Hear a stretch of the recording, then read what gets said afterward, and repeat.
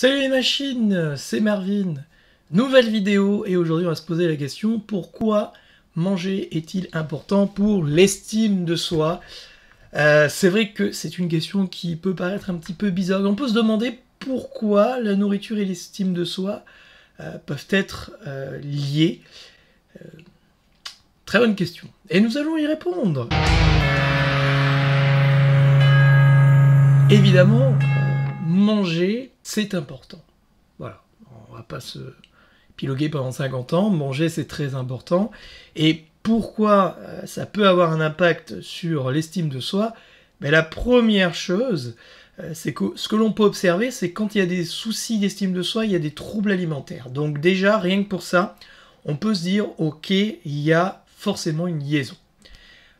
Ensuite, pourquoi les deux sont liés? Tout simplement, premièrement, l'apparence. Si vous mangez sainement, que vous avez un corps en parfaite santé, vous allez, premièrement, être validé par la société, parce que vous avez plus de chances, du coup, d'être svelte, de montrer aux autres que vous êtes en bonne santé, donc du coup, les gens vont pas avoir une méfiance par rapport à vous. Donc, par rapport à ça, il est évident que l'apparence va jouer un rôle, puisque si vous êtes d'apparence svelte et vous êtes plutôt beau, et vous allez attirer plus facilement vers vous déjà le sexe opposé, et bien sûr, vous allez plus facilement faire des relations amicales parce que vous serez bien dans votre corps. La deuxième, c'est très simple, c'est que l'alimentation joue un rôle fondamental dans notre corps, comme expliqué précédemment. Évidemment, la nutrition, c'est ce que l'on ne voit pas dans ce qu'on mange, et la nutrition, c'est de l'information dans notre cerveau. Le bonheur, comme je le dis dans ma formation Décrypteur C Élévation pour augmenter son estime de soi en 90 jours, le bonheur est d'abord hormonal. Et les hormones...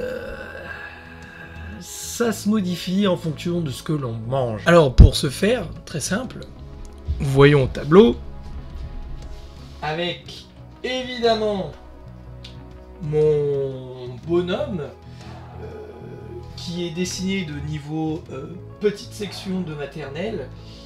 Bon, en bref, ceci est un cerveau, ceci est l'estomac, ceci sont les intestins, et quand vous allez manger, la nourriture va passer par le tube digestif, va être digéré dans l'estomac et va circuler ici dans les intestins. Et c'est à ce moment-là que le tri va se faire, c'est-à-dire qu'en vert, on va dire que vous avez ce qu'on appelle le nerf vague. Et bien le nerf vague, c'est simple.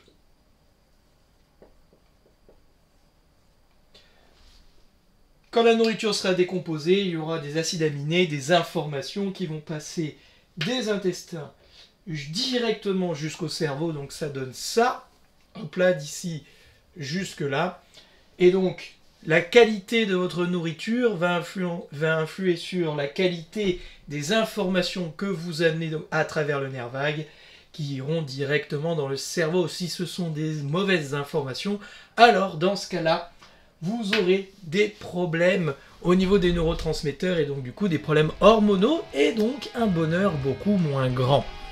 Parce que vous serez forcément en mauvaise santé. Donc, oui, bien se nourrir, c'est important pour avoir une bonne estime de soi.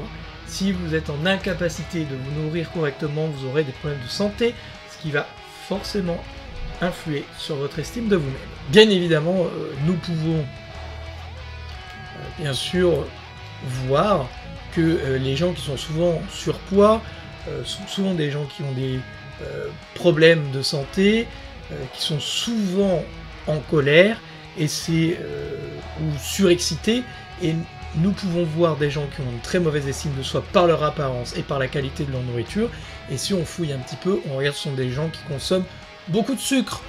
Le sucre rapide, l'ennemi du cerveau, puisqu'il détruit la barrière hématocéphalique, donc c'est ce qui protège votre cerveau, et si vous détruisez cette barrière, ça devient compliqué. Voilà pour le lien entre nutrition, alimentation et estime de soi. Je vous dis à la prochaine. Ciao.